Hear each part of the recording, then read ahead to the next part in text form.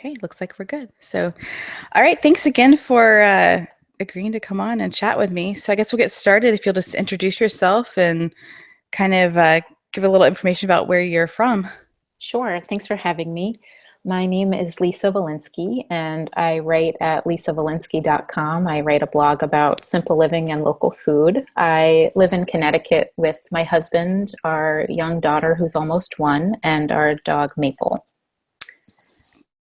All right. Yeah, I've always been attracted to that area of the country for its local food movement. I feel like it's kind of that and the Pacific Northwest are probably the two main sources of local food. And so I'm always envious of you guys, especially in the summer when we're not growing so much because it's so hot. So I've definitely been interested, and I love all the photos you post on Instagram of the farmers markets you visit. So it's Oh, really thanks. fun to watch. Yeah, yeah, So yeah. I guess talk about that local food and farming. What are your beginnings into that, and how did you become interested in local food?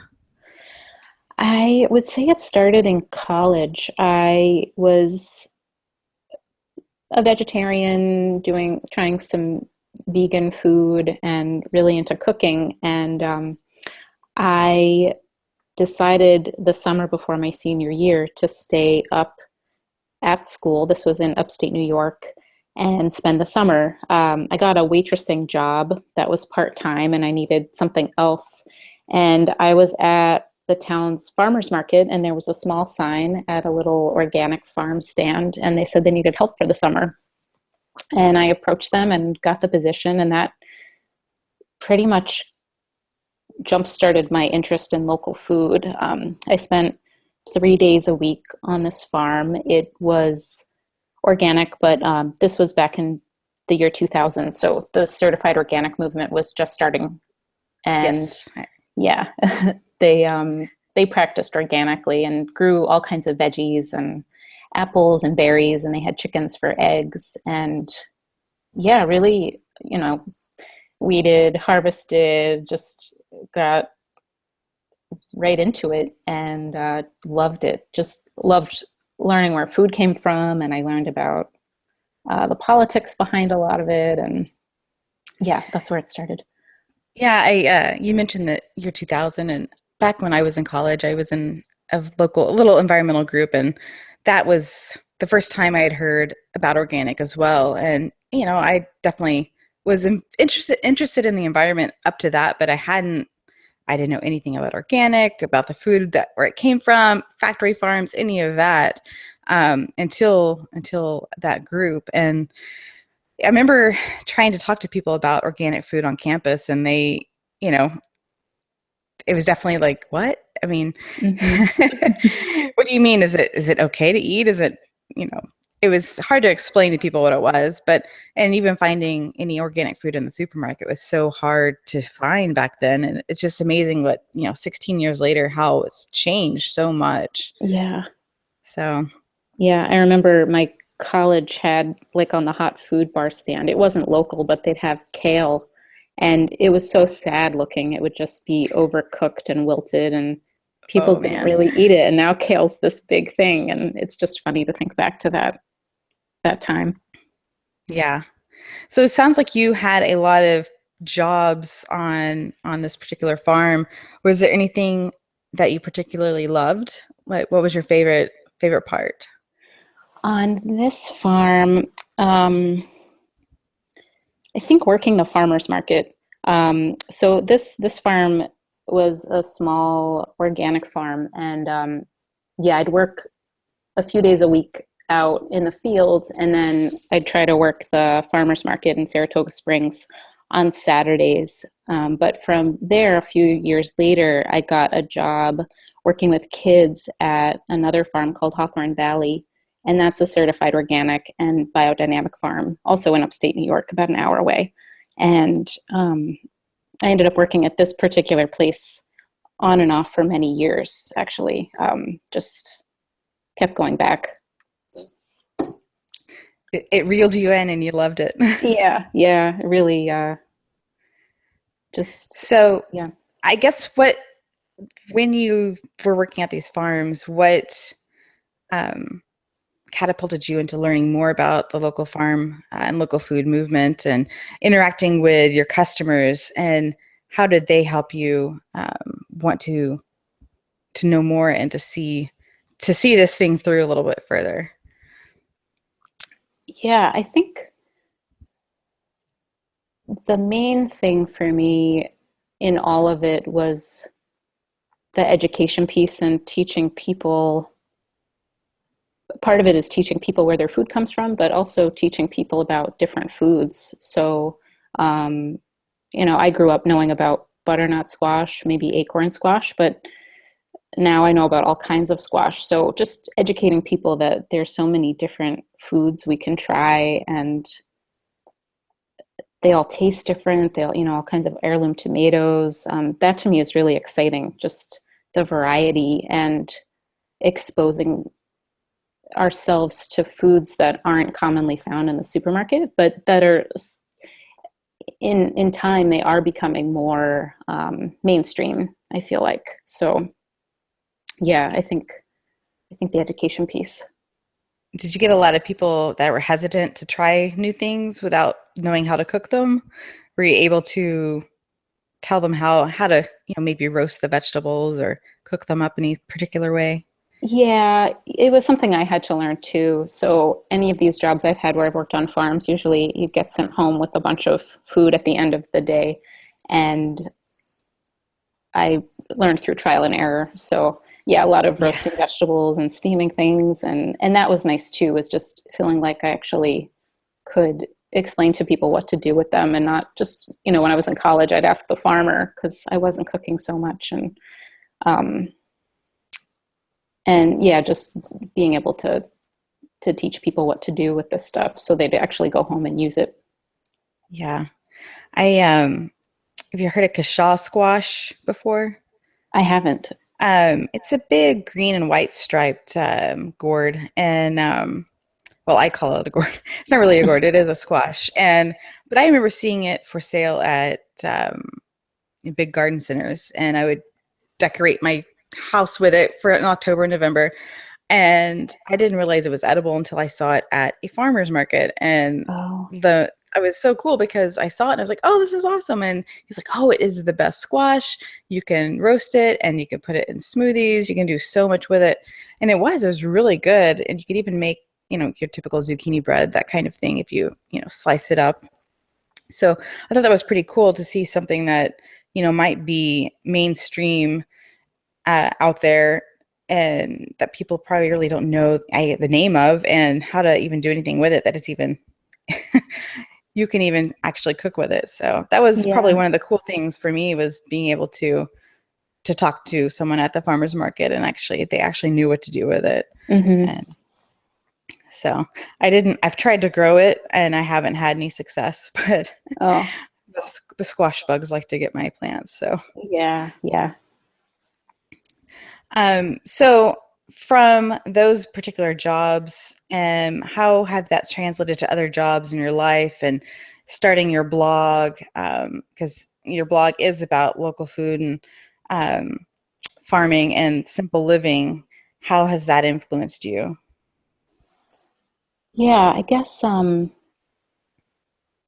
well, my husband and I, soon after we met, well, after maybe a year together, we moved up to Vermont, and Vermont has a very big local food scene, one of the biggest I've seen as far as support for farmers and the local food businesses.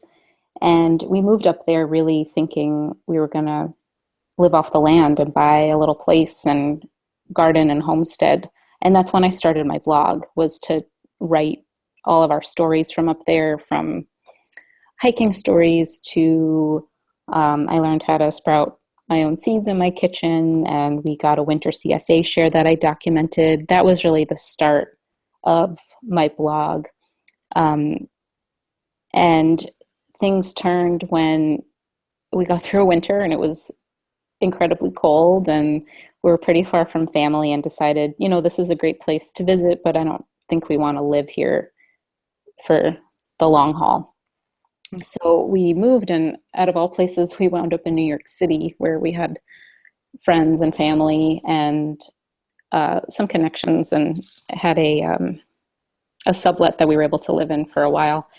And in New York City, I got a job working for Green Market, which is a big farmers market um, network, and there are over 55 farmers markets in the city run by this Okay. organization. And so even though I was in this enormous city, I was able to take a piece of kind of like nature and quiet and delve into it there too, and educate people. And I talked about that in my blog too, as we made this shift with our lifestyle.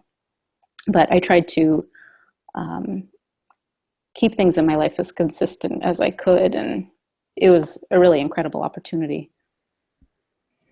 And so you went from Vermont, where everybody's probably eating fairly local, to New York City, where, yeah, there is those niches of the local food movement, but there's also probably plenty of people eating, the standard American diet.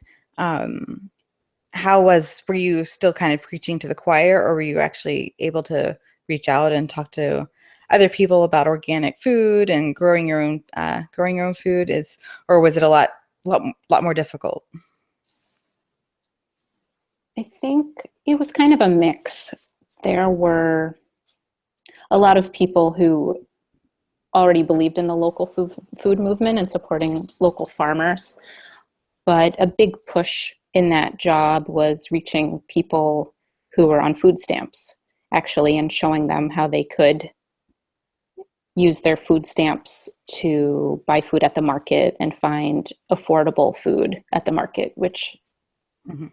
isn't, not that it isn't easy, but you have to know what you're looking for. And teaching people how to cook, some of these squashes and things people might not be familiar with. So yeah, I would say it was a mix in New York City of kind of the diehard farmers market shoppers, and then people who were just passing through and happened to be walking down a block where there was a farmers market, and I might have a sample I was making of some kind of salad, and could teach people about Swiss chard or Right. different kinds of things like that. So, I mean, since you're talking about food stamps, how difficult is it for people to buy stuff at the farmers market on food stamps? It depends on the market. This particular set of farmers markets, almost everyone, at the time, I think maybe 50 or 51 of them had these tokens people could buy at the farmers market, and they could exchange their food stamps for these tokens that the farmers would collect. And there were often extra incentives for people, like, buy $10 worth, get an extra $5 for free. Okay. Um, Programs like that. So just to really try to get people to spend To their buy the dollars there. Yeah. Right. Um, yeah, that was a big piece of it. I don't know nationwide. I think it depends market to market. I go a lot to a market up in Springfield, Massachusetts, and I know they have a program that's similar where people can go to the information stand at the farmers market and Mhm. swipe their card and get tokens to use. That's really cool. I need to check on mine. I don't know if that's even available here or not. It's a pretty small market, but it's been going for several years. So, Hmm. but that's interesting. That's one aspect I think that gets fallen through the cracks, is those who can't afford maybe to buying organic, and um not necessarily just organic, even just fresh fruits and vegetables that I think they skip out on at the grocery store, just because they feel like, well, I might as well not do it if I can't buy it organic, or what am I going to do with, you know, this chard and some carrots? Is it going to Right. feed my whole family? So Mhm. that's good that they're actually trying to to make that available and user friendly, I guess. Yeah, yeah, just a lot of elderly and all different populations, and yeah, just trying to educate people and, people who may not speak English as a first language. So things like that. Yeah, It's there's more some pretty big inclusive, challenges. I guess. Yeah. Yeah, yeah. So you're a vegetarian. Have you been vegetarian your whole life? Not my whole life. I became a vegetarian at the end of high school. And Okay. then I was actually vegan in college for a couple of years, and I'm a vegetarian now. So it's been a long time. And how have you, I guess, developed your recipes over the years? Have you just started making things that you know you'll like and then kind of branching out from there? I think, well, some of it started just based on budget, actually. So when I think back to just after college, I was cooking for myself. I had cooked a little bit in college, but not that much or that well. And I did a program. I don't know if you know of AmeriCorps. Yes, yes. Yeah. So I did a year of AmeriCorps, like a kind of community service program, and we got a living stipend that it was maybe ten or $12,000, and I needed to buy groceries, so I would Yeah. just try to figure out what was cheap. And so I bought all kinds of grains. I would go, there was a really great food co-op. I was actually in Vermont at the time, and they had pretty good prices. Or I'd go to the regular grocery store and buy big bags of rice, and I'd get dried beans, and I'd try things like millet. And I don't know that I bought quinoa back then, if that was such a big thing, but just different kinds of grains I'd never heard of before. Kasha, like buckwheat, Yeah. things that were pretty affordable, and any kind of veggies that were reasonably priced. So lots of cabbage and greens and things. And I would just make these huge batches of stuff. So this was before internet was that big, and I'd like cook up a big batch of rice, and I'd cook up a batch of beans, and I'd top it with salsa and cheese and some veggies, and eat that for like 5 days at a time. So that's kind of how it started. And then from there, I got more into cooking and just would experiment a little bit more. So, but I feel like my cooking is very utilitarian in a way. Like I try to keep things really simple. I don't like really crazy recipes where I have to go out and buy all these ingredients I don't already have on hand. Like I want to just be able to make something out of the food I already have at home. Yeah. So, Yeah, I have a few vegetarian cookbooks because I was vegetarian for about 3 years almost, mhm. and that was one of my complaints was these certain recipes would need just this one thing, and then you'd flip through and it wouldn't be used again very often, and definitely, I'd try to substitute something if I could or eliminate it if it was possible, but that was probably one of my frustrating things about some of the vegetarian cookbooks, but. Yeah. I was like you. I like simple. I am a fan of rice and beans and Hmm. something on top. It's very easy. So Yeah. One pot meals and yeah, easy. I love to cook, but I also don't want to make it my whole afternoon, I guess. So, yes, I like the idea of everybody posting their Sunday prepping for the week, their meal planning, um, and that probably would work in different time of my life, but right now it's not so great. So, yeah. Yeah. but I like that idea too. So. Yeah. So you were became a new mom last year, and how has it been, I guess, incorporating, whole food living and simplicity and having a new one, little one at home and trying to and change all of that into your life? Yeah. It's been a big year. I, yeah, I think about, I guess, kind of just making our daughter a part of the process as much as possible. And she's still really young. So that'll be easier over the next couple of years.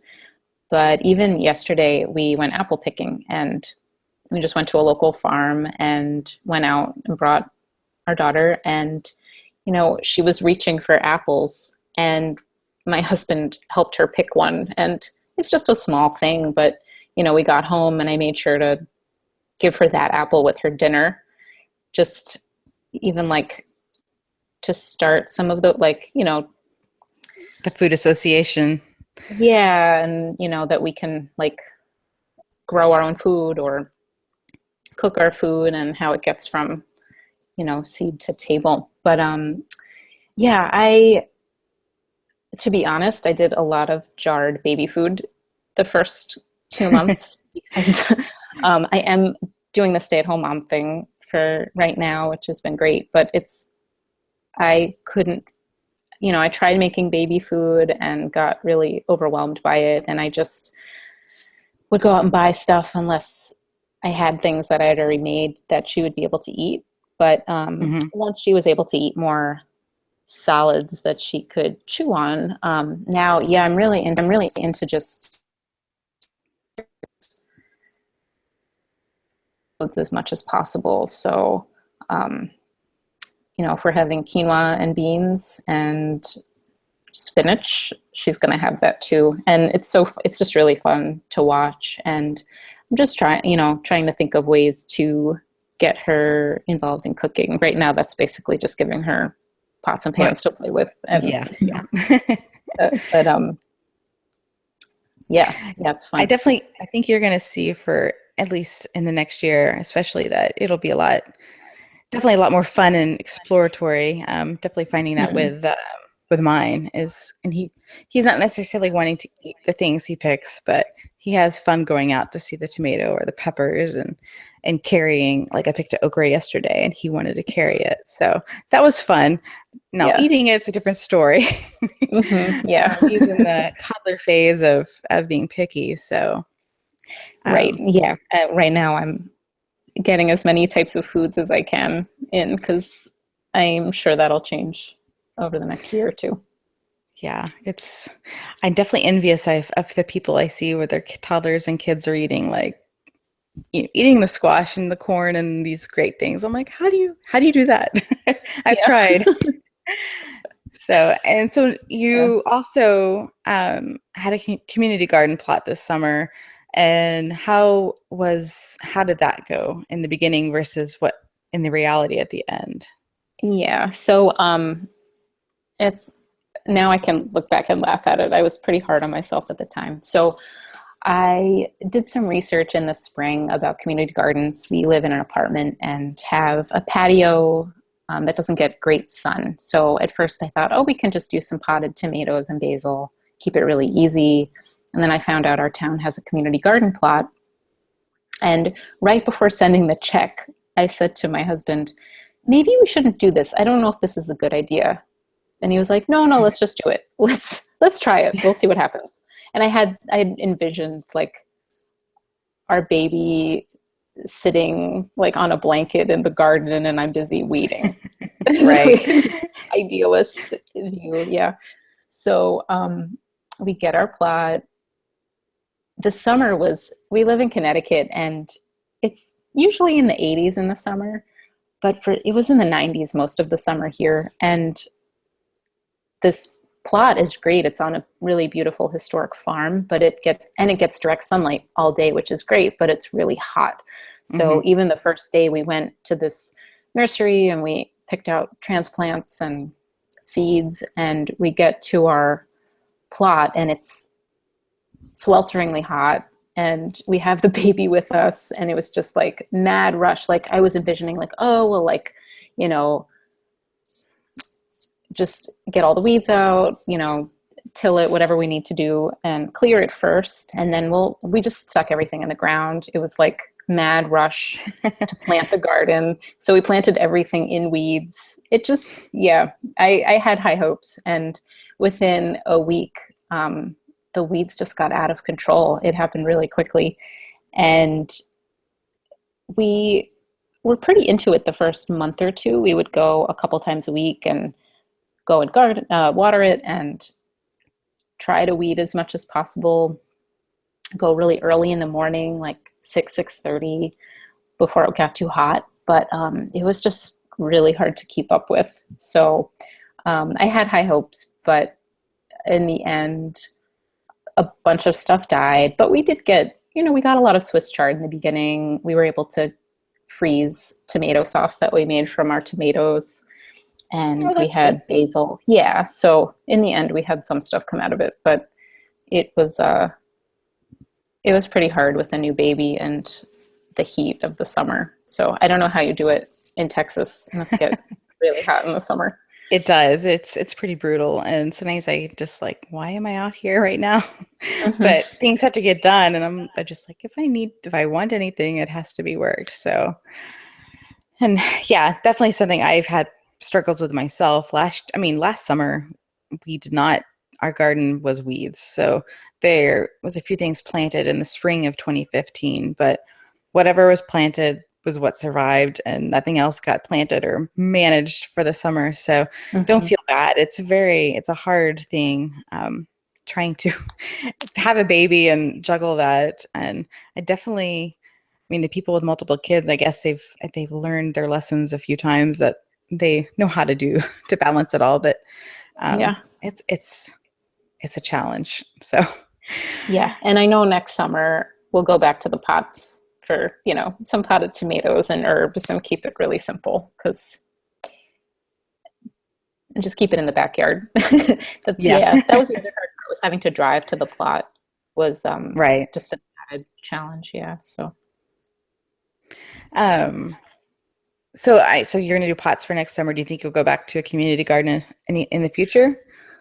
maybe, I guess it depends on our living situation. And, in the future, if we buy a house, which we'd like to Right. do one day, we'd love to have even a small yard that we could just have a garden right in the back. That's the dream. So, and plant some apple trees and different types of berry bushes, blueberries, Hmm. blackberries, things like that. Yeah, that would be get it kind of a little place set up. But yeah, in the next couple of years, either do something small in the backyard or possibly do a community garden again. Yeah. So we'll see. Yeah. See, what I like about this is that you don't have to go all out to be a gardener, and that you can do little Mm-hmm. things and enjoy just what little bit you can do. And I think Mm-hmm. that makes people gardeners, whether they're planting just a rose or a tomato, or they've got, 10 acres. Yeah. And that's what I like about gardening. It's just so cool. Mm-hmm. Um, so I just want to go right back into local food and farming and the farmers markets 1 second. Because I guess what really stuck with me was um, the access issue, and having being more inclusive. Do you see any other gaps in the local food movement, especially in your area, that or niches that need to be filled, or you think it's pretty well rounded already? Hmm. That's a good question. I do think, I mean, it's interesting because in the summer, I like to buy local produce as much as I can, and anything local, honey, maple syrup, breads, things like that. But a lot of it's very pricey, and I shop at the farmers market. But if I can find, like, we have a really great farm stand that's a few minutes from us, and their prices are significantly lower than farmers markets. And but other than driving past it, I wouldn't have found out about it any other way. And I guess just I don't know for people who want to access local food, and their prices are even better than the supermarket, and it's really Oh, wow. fresh, and they're really really great stuff. Um, I guess one thing is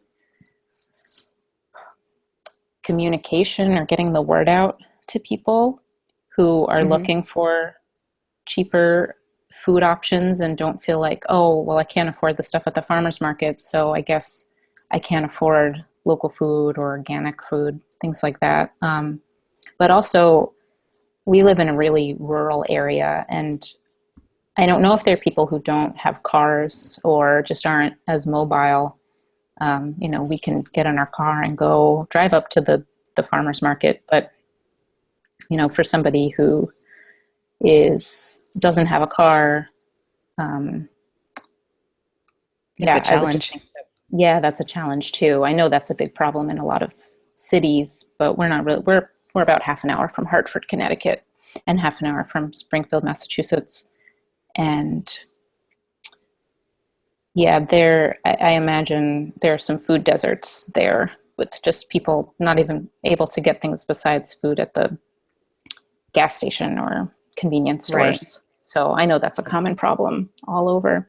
But yeah, I think just prices is a big one. You know, for me to go to the farmer's market and kale, a bunch of kale is $3 or $4, and then a farm stand it's only $1.50. I'm going Right. to pick the farm stand, but yeah. So Yeah, I think that's definitely my problem too. And I haven't been to my farmer's market lately, mostly because, we have the garden and hmm, I just haven't made the time to go there. But I definitely know that there can be three different people and all of them have different prices. So if you go to the one first off, you may pay $2 or $3 more for something than if you went a couple, stands down and found the kale for $1.50 versus three.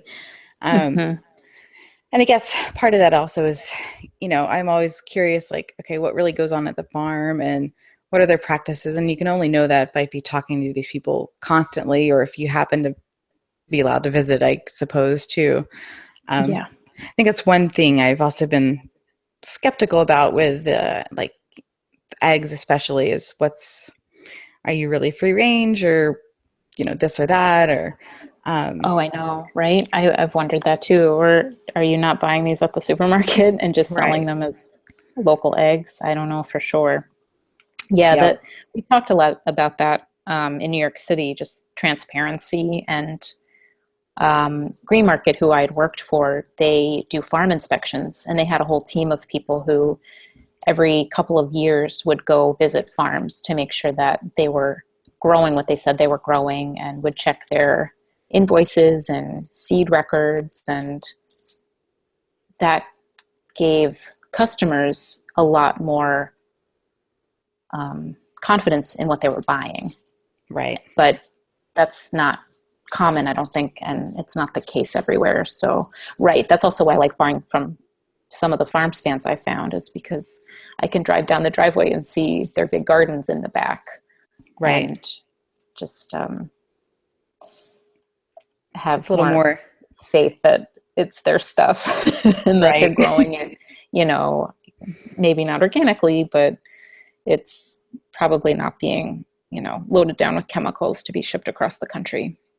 Right, right. That is definitely a balance, trying to figure out like organic versus not, and Yeah. deciding, what's better, local or organic, and It's hard, yeah, especially with a kid now too. I think about, I don't try to go crazy over everything, but I do like to keep in mind the dirty dozen with what I'm buying for yes, her. So, I'm going to buy organic potatoes and spinach and, especially things that we buy regularly, but right, it's not cheap. So, also keeping a list of things that are low in pesticides that we can buy frequently because we can't, we don't buy that much organic really.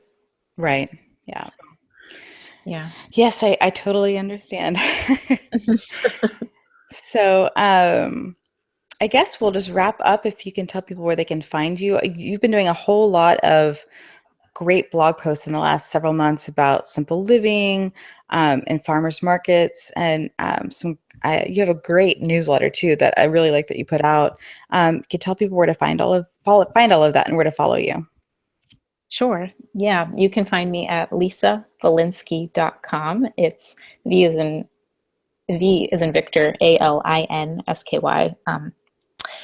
And I use that as my handle for all of my social media outlets. So Instagram's my favorite. I try to post every day on there. And I'm also active on Pinterest, Twitter, and Facebook. So All right. yeah, and I have a little local food guide that shares a lot of like quick tips on how to cook local food and time savers. So I can share a link if you want for your show notes too, where listeners can get that Yeah, guide that'd for be great. free. Okay. Yeah, I definitely have enjoyed that. So thank you so much for coming on and talking about your experiences with the local food movement and your gardening. And I hope maybe in a couple of years when you get settled, we could talk again about establishing your garden and how that's going. So Thanks, Misty. This was a lot of fun. yeah, Thanks for cool. having Thank me. you. No problem. Bye.